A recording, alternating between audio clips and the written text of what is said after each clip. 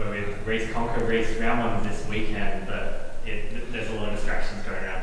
How are you feeling? Yeah, it's one of those really uncertain times at the minute, and I guess we're just sort of taking it, almost hour by hour.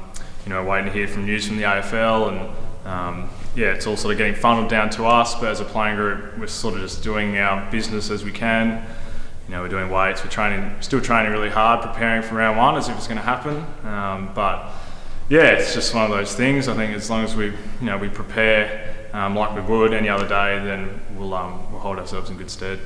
You're in the leadership group. Is there any message to the boys about keeping that focus and not getting too distracted by what's happening outside? Yeah, absolutely. We're just making sure that we're staying really calm, really focused. The best thing we can do is just really rally behind each other and really stay connected. Make sure that communication lines are really open from top to bottom.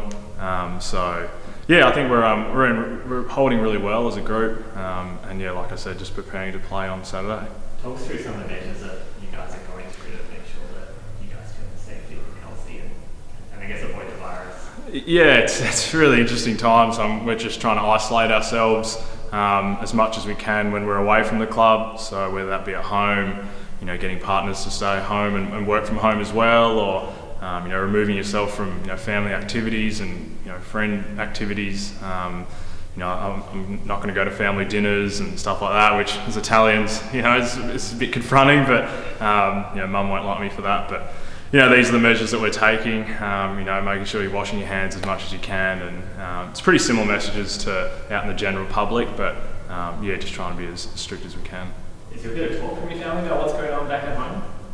Relatives back there or anything like in that? Italy? Yeah. Mum would have more contact with them, but I think they're obviously having a lot harder time than we are, so incredibly grateful for the position that we're in, and as long as we keep it as isolated as possible, then I think we'll be okay. Do you think it's kind of bringing the group closer together because the other players are guys that you can see and spend time with because you're not isolated from each other? Definitely, I think that's the cultural side of the club's really kicking into gear now. We've got a really young, unified group, and we're trying to spend as much time as we can together and build on our relationships. And we're still training really hard, so helping each other through this tough time has been really important, and I think we're doing a really good job of that. Currently, there's going to be a conference call with 1,000 plus AFL players, AFLW players tonight. Are there any questions that you think you'll take into that?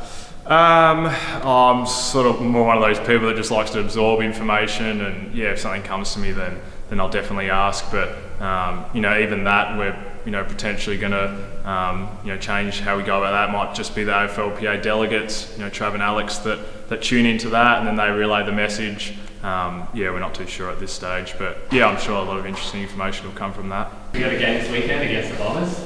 Still looking forward to that game. It should be a big clash. Yeah, like I said, it's interesting times. At the end of the day, we're hopeful we're going to play a game of football in round one, and it's the season starting, so it's still really exciting for us.